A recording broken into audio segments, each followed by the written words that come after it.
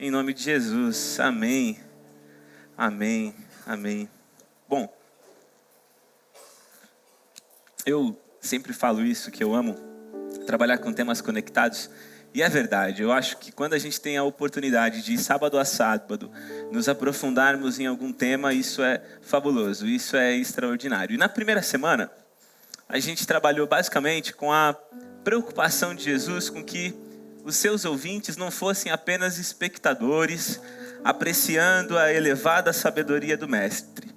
Eles deveriam ser praticantes da palavra, eles deveriam assumir o estilo de jogo proposto por Jesus e construir sobre a rocha. Eles deveriam, enfim, aquilo tudo que Jesus estava propondo para eles ali no Sermão da Montanha, eles deveriam assumir aquilo ali. E qualquer coisa longe disso é engano, é prejuízo, é como o homem que constrói sobre areia. E no final da ministração a gente concluiu, portanto, que aqueles que vão entrar no reino dos céus são aqueles que fazem a vontade do reino, aqueles que vão entrar no reino dos céus são aqueles que fazem a vontade de Deus. E aí essa conclusão da primeira semana deixou a gente para resolver outras questões na segunda semana.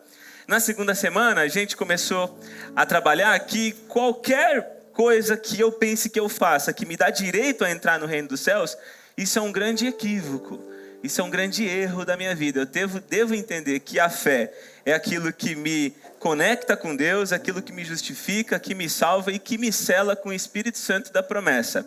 Portanto, jogar o jogo deve ser única e exclusivamente uma ação da manifestação do Espírito Santo de Deus na minha vida. Tudo que eu fizer mediante a ação e a manifestação do Espírito Santo de Deus na minha vida gera recompensa. Essa foi a premissa que a gente trabalhou na segunda etapa. Mas aí, essa premissa que a gente trabalhou, essa conclusão que a gente trabalhou, também começa a gerar algumas dúvidas na nossa cabeça. E antes da gente começar a cavar mais fundo aqui, porque parece que quanto mais a gente vai cavando, mais pedra a gente vai encontrando e vai dificultando a nossa jornada aqui, se aprofundar aqui em tudo aquilo que, nessas tensões que a gente está trabalhando. Então, antes de começar a seguir essa jornada aqui essa noite com vocês, eu queria fazer 3 considerações muito rápidas e muito importantes, que são essenciais, primordiais para a gente continuar. São 3 considerações. A primeira consideração é justamente sobre essa ideia de recompensa, de galardão. Tem gente que não se sente muito confortável com isso. Tem gente que não gosta. Eu também sempre fico muito pensativo, confesso para vocês. Eu fico muito reflexivo quando a gente começa a falar de galardão. Porque uma vez que existir um desnivelamento no reino dos céus, uma vez que existirem maiores e menores no reino dos céus, parece que vai existir cobiça, parece que vai existir inveja. Vários problemas começam a surgir na nossa mente, influenciada pelo capitalismo, quando a gente começa a pensar nas diferenças, nas possíveis diferenças de níveis que existirão lá no reino dos céus. Mas qualquer tipo de comparação que a gente fizer com o desnivelamento social que a gente vive aqui na Terra, por causa da cobiça do homem e por causa do pecado que habita em nós, com o possível desnivelamento que a gente vai ter lá no reino do céu, é um grande erro, por algumas questões. Primeiramente, porque lá no céu, não vai existir o fator do pecado mais na nossa vida. Aqui existe. Lembra que na semana passada a gente falou que a fé, ela começa uma etapa de Deus na minha vida chamada regeneração, mas aquele que começou essa etapa vai concluir. E um dia nós vamos ressuscitar novamente, seremos transformados e teremos um corpo incorruptível, não mais fragilizado, não mais corruptível, não mais um corpo que inclina-se ao pecado. Nós vamos ser completamente transformados lá no céu. Amém? Isso é glorioso, isso é muito legal. E também, a própria Bíblia vai falar pra gente, quando ela vai falar sobre o reino do céu, Paulo vai dizer isso em Coríntios, ele vai dizer assim, olha, pessoal, nem olhos viram, nem ouvidos ouviram, nem mente nenhuma jamais conseguiu imaginar aquilo que Deus preparou para aqueles que o amam, para aqueles que os amam.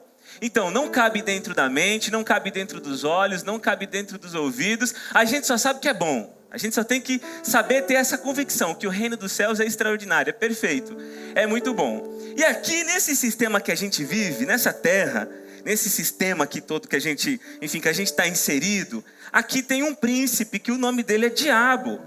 Existe esse príncipe.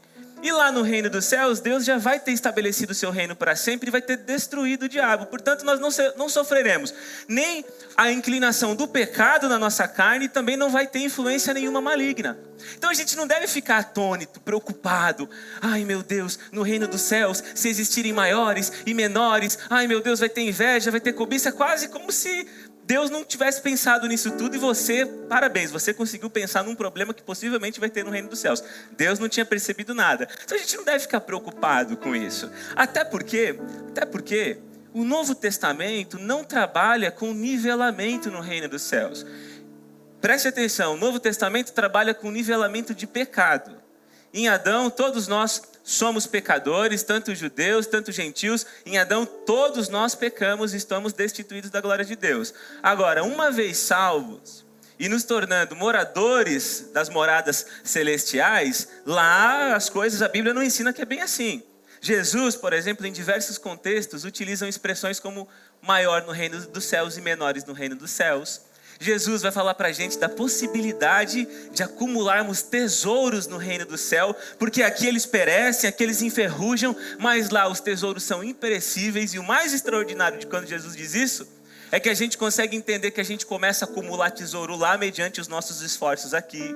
Jesus conta uma parábola muito interessante em Lucas 16, mas é muito interessante essa parábola. Ele conta uma parábola dizendo que tinha um administrador que estava na administração, na mordomia do seu senhor, indicando justamente a administração das nossas riquezas que nós temos aqui na terra, que não são nossas, são de Deus. Jesus começa a explicar. E esse administrador ia ser mandado embora.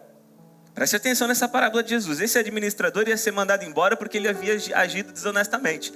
Aí ele se dá conta que, posterior a esse período que ele ia ser mandado embora, ele não tinha acumulado nada para si, ele não tinha força para trabalhar mais, e ele também tinha vergonha de mendigar. Aí olha que coisa feia que ele faz. Olha o que esse administrador faz. Jesus contando essa parábola, Lucas 16.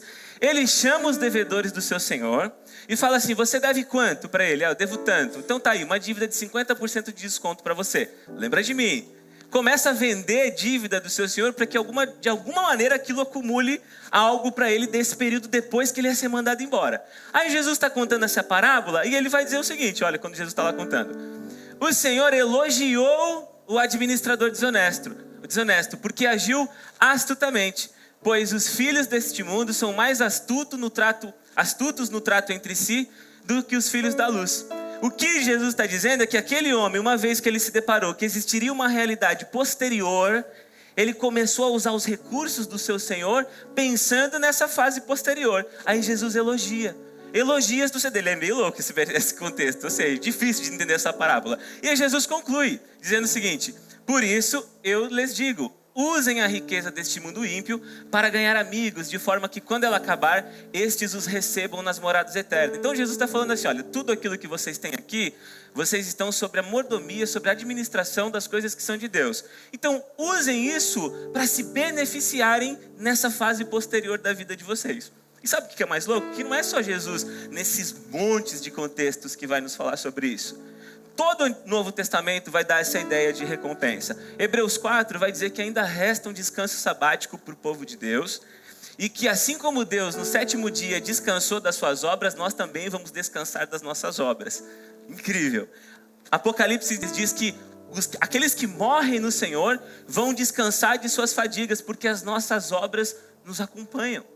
Então, de qualquer maneira, é inevitável a gente trabalhar com essa ideia de recompensa e vai haver um desnivelamento. Não me pergunte como, eu não sei. Nem olhos viram, nem ouvidos ouviram, nem mente nenhuma jamais conseguiu entender. Eu não sei como vai acontecer, mas que eu sei que vai. Existem diversos contextos bíblicos que falam sobre isso. A segunda consideração que eu quero trabalhar com vocês antes da gente seguir adiante é sobre aquele princípio que a gente chegou na semana passada. Jogar o jogo deve ser única e exclusivamente uma ação do Espírito Santo de Deus na nossa vida. Foi essa a conclusão que a gente chegou na semana passada. Portanto, eu quero ler com vocês um versículo em Efésios, um contexto aqui em Efésios, para que vocês entendam alguma coisa que possivelmente pode gerar dúvida na cabeça de vocês.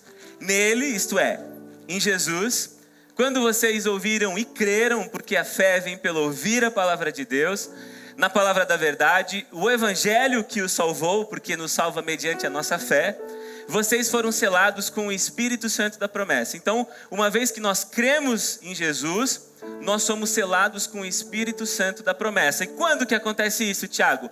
Quando a gente é salvo, exatamente no mesmo momento.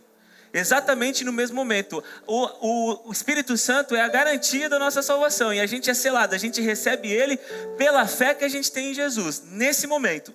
Não é posterior, é no momento que a gente recebe pela fé. Gálatas 3, Paulo faz uma pergunta retórica. Pessoal, vocês receberam o Espírito Santo pela lei ou pela fé? Indicando que é pela fé que a gente recebe o Espírito Santo de Deus. Quando? No momento que a gente é salvo, no mesmo momento. No mesmo momento. Acontece que existem pessoas que pregam, que ensinam que o Espírito Santo é uma coisa que ele acontece na caminhada e que esse Espírito Santo, quando você recebe, você fala em outras línguas. A gente conversou sobre isso aqui na série Ruá, e eu não quero gastar muito tempo falando sobre isso, mas é um grande equívoco você pensar que só tem o Espírito Santo aqueles que falam em línguas. É errado você pensar assim.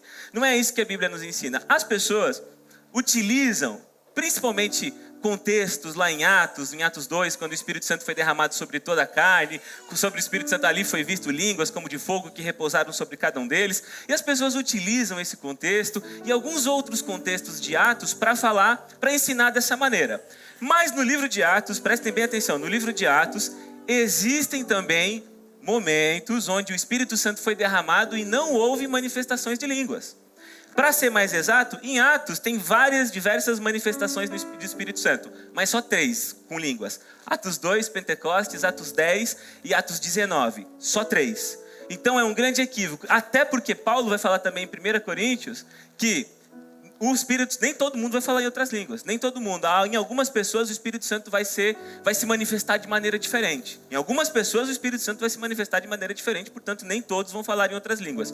Mas o maior problema da gente pensar que a gente só tem o Espírito Santo quando a gente fala em outras línguas, é porque na sequência desse versículo, Paulo fala assim, que o Espírito Santo é a garantia da nossa herança até a redenção daqueles que pertencem a Deus para o louvor da sua glória. Portanto, o Espírito Santo é a única garantia que nós temos que nós vamos ser salvos. É o Espírito Santo e somente. Tanto que em Romanos 8, Paulo vai falar que aqueles que não têm o Espírito não pertencem a Cristo. Então é um grande equívoco, porque você dizer assim, olha, só tem o Espírito Santo aqueles que falam em línguas é o mesmo que você dizer que aqueles que falam em línguas são salvos. E não é, porque a única garantia que nós temos sobre a nossa salvação é o Espírito Santo que nos foi derramado. Lembra lá de quando a gente fala daquela fila, né, que as pessoas estão na fila e de repente pegam o ingresso para entrar no reino dos céus. É nesse momento que Jesus carimba, te sela com o Espírito Santo da promessa. Lembre-se, nos 4 evangelhos, João Batista dizendo, Jesus nos batiza com o Espírito Santo. Segunda consideração, ok. Vocês estão comigo? Segunda consideração, ok. Terceira consideração e última para a gente começar a entrar no nosso tema, e muito importante. Apesar de ter sido o mais simples possível na semana passada, né? Talvez até como se estivesse explicando aqui para crianças, né? Situação 1, situação 2, situação 3, e muitas pessoas tiveram dúvidas. Muitas pessoas tiveram algumas dúvidas. E depois de sábado passado, algumas pessoas perguntaram para mim assim, tá, e aí, eu preciso ou não fazer boas obras? Aí eu fiquei, caramba, e agora? Eu acho que eu preciso fazer mais uma consideração antes da gente entrar na palavra, então, no próximo sábado. Eu vou ser o mais claro possível, tá? O mais claro possível, portanto, preste atenção em mim. Não há ninguém a quem o Espírito Santo seja derramado que permaneça inerte ou indiferente em relação à sua manifestação. Ninguém. O Espírito Santo, ele provoca uma mudança radical na sua consciência e na sua natureza interior, que isso vai externalizando na sua vida. Isso é evidente na sua vida. Paulo fala sobre isso. Ele diz assim, ó, pessoal, me é imposta a responsabilidade de pregar o Evangelho. Ai de mim se não pregar o Evangelho. Então ele está falando que aquele Espírito Santo de Deus, o Deus que habita nele, o Deus que faz a obra através dele, esse Deus o impele, esse Deus o empurra para fazer as boas obras. Esse Deus que é colocado para que eles façam, para que ele venha trabalhar, para que ele venha pregar. Então, se eu entendo que aquilo que me salva é apenas um ato de Deus, é apenas aquilo que acontece mediante a minha fé, aquilo que me leva do 2 para o 3, lembrem, do 2 para o 3, é uma consequência, não é uma opção. Portanto, fazer boas obras é uma consequência do Espírito Santo de Deus que habita em você. E ele não leva ninguém a ficar parado, ninguém. E é uma grande mediocridade, inclusive, você pensar, agora que eu estou salvo, estou nem aí para as boas obras. Não pense assim. Não pense assim, não é esse o tipo de consequência, de reflexo que o Espírito Santo causa na vida das pessoas. Aliás, Jesus vai inclusive falar, observem os frutos. Observe o que está por fora, porque o que está por fora revela a natureza da árvore. Então prestem atenção. Terceira consideração, parece que já podia acabar por aqui, né, Felipe? A palavra, né? Terceira consideração, amém? Vamos começar a palavra, então? Eu sei, desculpa eu ter demorado um pouco, mas é que, enfim, a gente vai trabalhando com séries e tal, e com os temas, e vai dando dúvida, a gente não pode deixar a ponta solta para a gente conseguir, para a gente continuar adiante. Então, a gente chega numa conclusão muito importante, de que tudo é através do Espírito Santo de Deus. Tudo é através do Espírito Santo de Deus. Aliás, todo o nosso entendimento em relação ao Espírito Santo de Deus, toda a nossa compreensão, a nossa percepção de quem nós somos nele e quem ele e aquilo que ele faz em nós, isso é muito importante para a gente começar a entender o que significa jogar o jogo. O problema é que nós temos, em grande medida, uma ideia muito mínima, para não dizer errada, em relação à manifestação do Espírito Santo na nossa vida individualmente como discípulos, e também nós temos uma interpretação errada daquilo que ele faz em nós como igreja, como coletivo de pessoas. Nós temos uma compreensão muito mínima, e para que nós venhamos a caminhar sobre o que significa jogar o jogo de fato, e jogar o jogo, e propósitos celestiais da igreja, e manifestação do Espírito Santo de Deus, para que a gente venha a caminhar por isso, para que a gente venha a entender o que é jogar o jogo, a gente precisa começar a compreender isso, porque todas as vezes, na história da igreja, que a igreja perdeu o senso de propósito do que significa isso, foi quando o vagão saiu do trilho, e a gente começou a criar mais espectador do que jogador na história da igreja, todas as vezes que a gente perde o real significado da manifestação do Espírito Santo de Deus na nossa vida e o que significa ser igreja, é nesse momento que as coisas começam a sair do trilho, é nesse momento. Por isso eu gostaria de falar para vocês mais ou menos, explicar, enfim, conversar com vocês um pouco essa noite, mais ou menos aonde que a gente deve colocar o vagão de volta no trilho, começar a entender algumas coisas, para que enfim a gente comece a jogar o jogo. E para ficar fácil, porque tem que ficar fácil pra gente. Na semana passada, eu falei sobre situação 1, situação 2 e situação 3. Nessa semana, eu vou fazer uma linha imaginária aqui, tá? E eu preciso que vocês me ajudem. Olha, vou fazer uma linha imaginária. Aqui tem uma linha. Os espirituais que estão enxergando. Quem está enxergando, levanta a mão. Ah, vocês estão pertinho, né? Tá. Aqui tem uma linha imaginária. E aqui nós temos o Velho Testamento e aqui nós temos o Novo Testamento. Beleza? Então nós temos uma linha imaginária e aqui o Velho Testamento e o Novo Testamento. Toda vez que eu estiver falando do Velho Testamento, eu vou apontar mais ou menos para cá, e do Novo Testamento eu vou apontar mais ou menos para cá.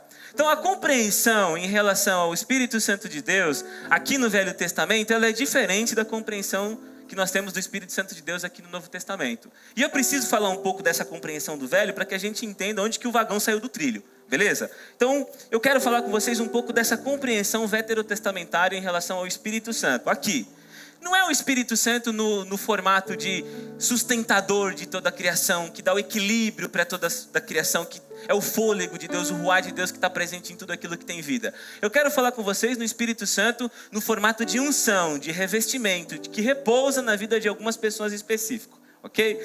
A gente começa a perceber isso no Velho Testamento, em Gênesis, quando José está lá diante de Faraó. Faraó está cabreiro porque tinha tido uns sonhos. Aí José interpreta os sonhos de Faraó e dá uns conselhos que aos olhos de Faraó os conselhos eram bons, muito bons. Aí Faraó olha para os seus conselheiros e diz assim: aonde é que a gente vai encontrar alguém que tem o Espírito Divino sobre ele? Aí ali a gente começa a ter uma ideia do que é esse revestimento do Espírito Santo na vida de algumas pessoas. Mas como o Faraó era um rei pagão e provavelmente não tinha noção de quem era o Espírito Santo de Deus ou não, esse não é um texto muito utilizado. E também aqui, a gente não pode dizer que os outros personagens bíblicos tiveram ou não tiveram o Espírito Santo. Mas é só uma questão de referência bíblica, de texto. Aqui em Gênesis a gente vê a primeira vez. Aí em Êxodo a gente tem uma visão um pouco mais clara. Deus fala para Moisés o seguinte: ó, eu enchi com o meu Espírito Santo Bezalel. enchi com o meu Espírito Santo esse camarada e dei para ele plena capacidade artística, para que ele venha a projetar e a executar o tabernáculo, a Arca da Aliança, os utensílios de adoração, os altares de holocaustos. Eu dei para ele plena capacidade artística, Moisés, para que ele venha a executar essas tarefas. E aqui a gente começa a perceber um pouco do que é essa manifestação do Espírito Santo de Deus e como que ela acontece diante das pessoas. Aqui. Mas tem um contexto no qual, em Números, um pouco mais para frente, que ele nos revela exatamente toda a percepção veterotestamentária do Espírito Santo em Números. E eu quero ler esse contexto com vocês. O negócio é o seguinte: Moisés estava cansado, ele estava, enfim, muito chateado com Deus, porque a tarefa de ser líder do povo já estava ficando exaustiva demais para ele. Ele estava fadigado e ele vai diante de Deus e reclama diante de Deus, falando que ele não aguenta mais. E aí Deus fala para ele: então faz o seguinte, separa 70 líderes que eu vou resolver esse negócio aí. Moisés cansado, Deus fala para ele: separa 70 líderes que a gente vai dar um jeito nesse negócio. Aí olha o que acontece no texto, olha o que acontece. O Senhor desceu na nuvem e lhe falou. Agora olha que curioso. E tirou do espírito que estava sobre ele e o pôs sobre as 70 autoridades. Percebam uma limitação do Espírito Santo de Deus? O Senhor tirou do espírito que estava de Moisés e o pôs nas outras 70 autoridades. O Espírito Santo de Deus aparentemente era limitado aqui no Espírito Santo, aqui no Antigo Testamento. Não era para todo mundo. E de fato não era, porque em Números mais para frente você vê que Josué, que era o sucessor de Moisés, esse também ia ter o Espírito Santo de Deus. No período de Juízes, toda vez que faltava uma referência de liderança, o povo caía, e porque caía, acabava entrando em guerra. Deus levantava um líder para libertar o povo daquela situação. E no livro de Juízes, no texto lá, se você for ler, diversas vezes, o texto fala assim: então o Espírito do Senhor se apoderou de tal pessoa e ele libertou o povo de tal situação. Então em Juízes a gente também vai percebendo esse Espírito Santo de Deus acontecendo, sendo derramado em pessoas específicas. Aí mais para frente um pouquinho de Juízes, o povo começa a pedir um rei para Deus. O povo está cansado, o povo fala: ó Deus, a gente quer um rei semelhante às outras nações. Deus fica chateado, Samuel fica chateado, mas Deus, beleza, vou dar um rei para vocês. Unge Saul, separa Saul.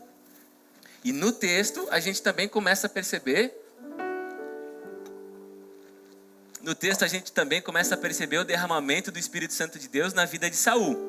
Aí Saul erra, vacila. Olha só que interessante, vocês precisam prestar atenção. Saul erra, vacila, pisa na bola. Deus fala para Samuel: não se preocupa, eu já tenho um homem aí segundo o meu coração e eu vou derramar, ele vai ser o rei a partir de agora. Aí Samuel vai lá, 1 Samuel 16, vai até Belém, na casa de Jessé, unge Davi. Quando Samuel unge Davi, sabe o que o texto diz? Que o Espírito deixou de Saul e se apoderou de Davi. O Espírito deixou um e foi em outro, porque era limitado. Se eles bobeassem, eles perdiam. Esse era o entendimento. Esse era o entendimento. E aí, olha que interessante, voltando aqui para Números, nessa situação onde o Espírito tira e é colocado, assim como aconteceu em Juízes, aconteceu com alguns reis, o Espírito não era derramado assim: você tem fé aqui, você vai receber o Espírito. Não, era uma coisa bem seletiva, bem limitada. E aí no texto, quando o Espírito Santo é derramado sobre as 70 autoridades, acontece o seguinte: olha, quando o Espírito veio sobre eles, profetizaram, mas depois nunca mais tornaram a fazer. Isso é, eles falaram através do Espírito Santo. Isso aconteceu também com Saul. Davi fala sobre isso em 2 Samuel 23, que o Espírito do Senhor falou por intermédio dele. Porque quando o mais absoluto sagrado decide repousar na vida de alguém, isso é óbvio que acontece manifestações não naturais, isto é, uma manifestação sobrenatural. E não é apenas, por exemplo, nos reis que isso acontecia. Se a gente for olhar, os sacerdotes, eles também deveriam ser ungidos e consagrados a Deus com óleo, representando o Espírito Santo, para poder servir no templo. Então aqui no Antigo Testamento, era apenas reis, líderes, profetas, sacerdotes para poder servir a Deus no templo, porque era derramado óleo sobre a cabeça deles, eram ordenados, consagrados. Então era bem diferente. Aqui não era todo mundo que tinha o Espírito Santo, e aqui também não era todo mundo que podia ser sacerdote, era só algumas pessoas que eram consagradas e ordenadas, e era derramado óleo sobre a cabeça das pessoas. Aqui as coisas funcionavam mais ou menos assim. Beleza? Velho Testamento. Aqui é assim que funcionava. Aí vem o Novo Testamento, aí vem Jesus. Aí Jesus é cheio do Espírito Santo de Deus, é derramado o Espírito Santo de Deus também na vida de Jesus. Aí Jesus morre, Jesus vai para o céu, se apresenta lá como um sacrifício perpétuo de uma vez por todas pelos nossos pecados. 50 dias depois vem o Pentecostes e aqui a gente está no Novo Testamento. E a gente está no Novo Testamento. Sabe o que muda agora aqui no Novo Testamento? Que agora, aquela manifestação de Deus que é limitada, agora aqui é ilimitada. Aquele Espírito Santo de Deus que esteve na vida de pessoas específicas, isoladas, apenas em alguns heróis, apenas que era a maior riqueza, inclusive, que eles tinham, porque Davi, quando vai escrever o Salmo 51, que ele peca e ele erra, ele fala assim para Deus: ei Deus, não tira de mim o teu Espírito Santo, porque ele sabia que em algum momento poderia ser retirado se ele vacilasse, porque com Saul tinha acontecido assim. E esse Espírito Santo de Deus que era limitado, aqui no Novo Testamento é derramado sobre todo mundo. Sobre todo mundo, aqui todo mundo tem o Espírito Santo de Deus pela fé. Todo mundo que crê em Jesus, crê em Deus, crê que a obra de Jesus é a obra do Pai, tem o Espírito Santo de Deus. Todos. E não é só quando fala em línguas não, todos aqui têm o Espírito Santo de Deus. E o sacerdócio? Preste atenção. E o sacerdócio? O sacerdócio é o seguinte: a mulher samaritana pergunta para Jesus: onde que é o lugar certo de adorar? Aí Jesus fala: não tem mais essa de lugar. Agora adoração em espírito e em verdade. Então aquele sacerdócio antigo que trabalhava no lugar específico, trabalhava lá no templo, ele não tem mais sentido aqui no Novo Testamento. Mas o sacerdócio não é extinto. Aqui todo mundo é sacerdote. 1 Pedro 2, versículo 5, versículo 9. Todo mundo é sacerdote. Aqui todo mundo vira sacerdote. E uma vez que Jesus morreu de uma vez por todas pelo sacrifício de nossos pecados, os nossos sacrifícios não são mais de morte, são de vida. Porque nós nos oferecemos como sacrifício vivo, santo e agradável a Deus. E uma vez que nós somos sacerdotes, nós ficamos oferecendo sacrifícios espirituais a Deus. Olha que diferença. Olha que diferença. Aqui o Espírito Santo de Deus era limitado e algumas pessoas eram sacerdotes. Aqui todo mundo é sacerdote, todo mundo tem a obrigação de oferecer sacrifício para Deus, e aqui todo mundo tem o Espírito Santo de Deus. Todo mundo. Sem exceção. Sem exceção. Mas sabe o que acontece? Uma vez que a gente entende isso, uma vez que a gente entende essa realidade, a gente pega aquele vagão que saiu do trilho e bota no trilho outra vez, para começar a caminhar sobre o que significa ser igreja de Cristo. Uma vez que o vagão tinha saído do trilho, aqui ele começa a sair, aqui a gente começa a voltar. E se eu entendi na semana passada que jogar o jogo deve ser uma consequência do Espírito Santo de Deus na minha vida, aqui eu começo a entender que Ele me usa como sacerdote, me levanta como igreja de Cristo, nos levanta como igreja de Cristo, para acontecer alguma coisa. Aqui as coisas começam a ficar diferentes. Mas sabe qual que é o nosso problema? Querem saber qual que é o nosso problema e aonde a gente perde com tudo isso, e aonde a igreja perde com tudo isso, e a gente na história da igreja sempre insiste a voltar? Que toda vez a gente está aqui no Novo Testamento e a gente quer brincar de Velho Testamento. Toda vez. A gente quer brincar de Velho Testamento. A gente chega aqui na igreja e a gente pergunta: quem que é o pastor da igreja? Tem um pastor, porque tem que ter um pastor. Porque o pastor, ele é o consagrado, aquele que foi ungido. O Espírito Santo está sobre ele, ele é ungido, o sacerdote que é responsável para nos deixar de bem com Deus, para fazer a nossa mediação com Deus. Quem que é esse? Quem que é esse? A gente esquece que aqui todo mundo é ungido, todo mundo é consagrado e todo mundo é sacerdote, mas a gente quer saber. A gente quer saber quem é aquelas pessoas a quem o Espírito Santo, quem são aquelas pessoas a quem o Espírito Santo foi derramado? Quem são essas pessoas? E aproveitando para responder a pergunta, quem é o pastor? Aqui está cheio de pastor, que o Espírito Santo de Deus tem levantado para apacentar o rebanho que é dele. E foram ungidos e consagrados no momento que o Espírito Santo desceu sobre vocês pela fé. Amém? Cheio de pastor. Aí, ó, quem está no vídeo ouviu amém? É todo pastor falando aí. Meu Deus, então não tem um, tem vários. Vários. O problema é que a gente insiste em voltar. E cada vez que a gente insiste em voltar de brincar do Velho Testamento é quando a gente pega o vagão, sai do trilho e a gente como igreja começa a fazer mais espectador do que jogador. É nesse momento. Nesse momento está tudo errado. Não é para ser assim. Não pode acontecer assim. Porque aqui as coisas que Deus reservou para a igreja são gloriosas. E a gente precisa, pessoal, precisa começar a entender que todos nós temos o Espírito Santo de Deus e todos nós somos sacerdotes. Pelo amor de Deus, a gente precisa começar a entender isso. Precisa, porque quando a gente começar a entender isso, a gente vai começar a falar sobre o que é a igreja. Às vezes, eu vou ter que sentar porque Às vezes eu fico meio, desculpa, né? Às vezes o pessoal chega para mim e pergunta assim: Tiago, qual que é a visão da igreja? Perguntinha que todo mundo gosta de fazer. Qual que é a visão da igreja? Como se fosse uma coisa facinho de responder, né? Facinho. Fala, vai ler os evangelhos, lê o Atos, lê lá Apocalipse, lê as cartas, aí você vai começar a entender o que é a igreja para nós. É aquilo ali que está ali, não tem nada, sem tirar nem pôr. É aquilo ali, não tem nada demais ali, não tem nada demais daquilo que está ali. É aquilo ali para mim que é essa igreja. O contrário disso não é mentira, é balela, enfim, para mim não é. Para mim não é. E existe na Bíblia uma complexidade enorme para a gente começar a entender quem é o Jesus que é o cabeça. Uma complexidade enorme. 4 evangelhos, um para dizer que Jesus é rei, outro para dizer que ele é servo, Lucas que vai dizer que ele é homem, e João que vai dizer que ele é Deus, que estava presente desde a criação, todas as coisas foram criadas por intermédio dele, ele é antes de Abraão, enfim. É difícil demais entender quem é esse Jesus, aqui, os 4 evangelhos. E depois existe um livro histórico, um livro profético e diversas cartas para nos falar o que é ser igreja. Para a gente começar a entender. Mas é essencial que para a gente começar a entender, não adianta nem a gente falar de visão de igreja, se a gente não entender que todos nós temos o Espírito Santo e somos sacerdotes. Não adianta nem começar a falar.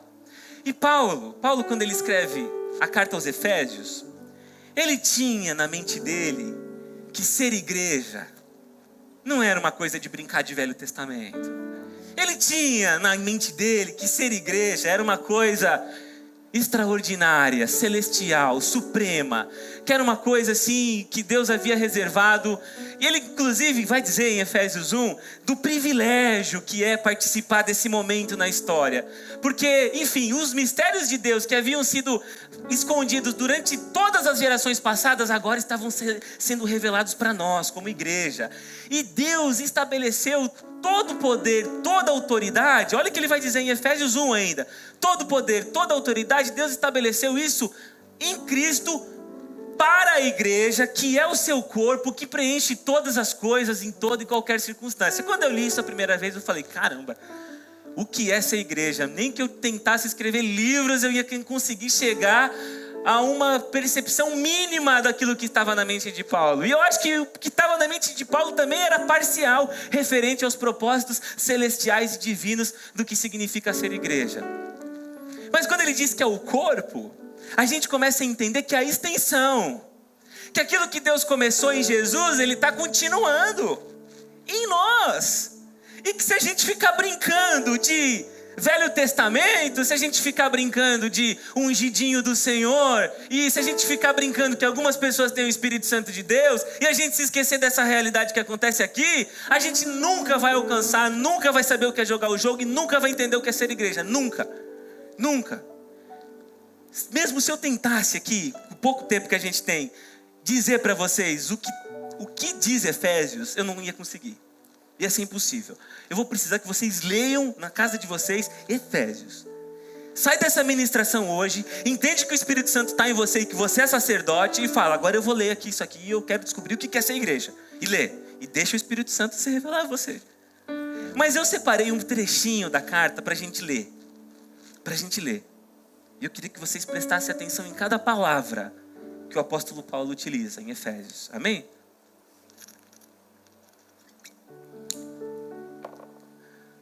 Vamos lá. Ele, diversas vezes na carta, ele pede para que a gente seja tomado por espírito de sabedoria, de revelação, porque ele sabia que o que ele estava falando era coisa aqui em cima. Oro para que com as suas gloriosas riquezas, ele os fortaleça no íntimo do seu ser com poder, por meio do seu Espírito, para que Cristo habite em seus corações mediante a fé. Fé. Todo mundo tem, não precisa ser ungido, colocar óleo na sua cabeça para você ter o Espírito Santo de Deus. Pela fé você tem o Espírito Santo de Deus. E oro para que vocês, arraigados e alicerçados em amor, possam, juntamente com todos os santos, isso é importante, não é só com um sacerdote, um grupo de pessoas, alguns líderes, é juntamente com todos os santos. Ele ora para que todos nós venhamos a entender, não é pessoas isoladas, todos nós, porque o que ele está dizendo é sobre o corpo de Cristo, a igreja. Compreender a largura, o comprimento, a altura e a profundidade. Percebam na mente dele a dificuldade de que a gente viesse a entender o que está em jogo. Cara, é muito grande, gente. É muito grande. Eu preciso que vocês entendam. Eu vou orar para Deus para que vocês compreendam o que está em jogo. E conhecer o amor de Cristo que excede todo conhecimento, para que vocês sejam cheios de toda a plenitude de Deus. Aquele, agora preste atenção, que é capaz de fazer infinitamente mais do que tudo que pedimos e pensamos. Aquele que é capaz de fazer coisas grandiosas. E lembra que Jesus falou que se a gente tivesse fé, a gente ia fazer coisas maiores do que Ele fez? Então Deus vai fazer coisas muito grandiosas. Deus vai fazer coisas que são muito maiores do que aquilo que a gente consegue imaginar. Sabe como? Sabe como? Vou falar para vocês. Paulo diz: de acordo com o seu poder que atua em nós, pessoal. Em nós, não é em mim, não é em alguma pessoa específica, é em todos nós, porque todos nós temos o Espírito Santo, todos nós somos sacerdotes. E quando a gente começa a entender isso aqui, aí a gente pode falar de revolução. Aí a gente pode começar a falar de revolução. Quando a gente entender esses propósitos sublimes, celestiais, que implicam naquilo que a gente tem de igreja, que é o poder de Cristo exercendo tudo em nós, fazendo coisas maiores do que nós podemos imaginar, e todos nós entendemos que temos o Espírito Santo pela fé e somos sacerdotes, aí Deus começa a fazer uma revolução. Aí Deus começa a trabalhar. Aí talvez a gente nem vai entender ainda, sabe, o que significa ser igreja. Mas uma vez que eu permita que esse poder venha trabalhar através de mim, por intermédio do Espírito Santo, então a gente começa a ser igreja de Cristo. Então a gente começa a ser igreja de Cristo. Está na hora da gente amadurecer, pessoal. Está na hora da gente jogar o jogo, assumir a responsabilidade. A quem muito é dado, muito também será cobrado. E sabe o que foi dado para você? Espírito Santo. Foi dado. E vai ser cobrado. O que é que você tem feito com esse poder excelente que habita dentro de você? Tem apenas assistido? Tem apenas, ficado no banco, sentado, vendo as coisas? Está na hora da gente ser igreja, pessoal. Depende de nós, depende do poder de Cristo que habita em nós. Depende da gente se abrir para essa realidade e permitir que o Espírito Santo use a nossa vida para transformar essa comunidade, para transformar essa geração. Tem muito em jogo, pessoal, tem muito em jogo. Eu subo aqui com todo o temor do mundo para falar para vocês, tem muito em jogo. Tem muito em jogo. Não é legal a gente ser uma igreja brincando de Velho Testamento, não é legal. É legal a gente ser uma igreja que o poder de Cristo atua em nós. E é isso que eu quero. Amém? Vamos orar então. Feche os seus olhos, Pai. Oh Deus. Oh Deus, revista-nos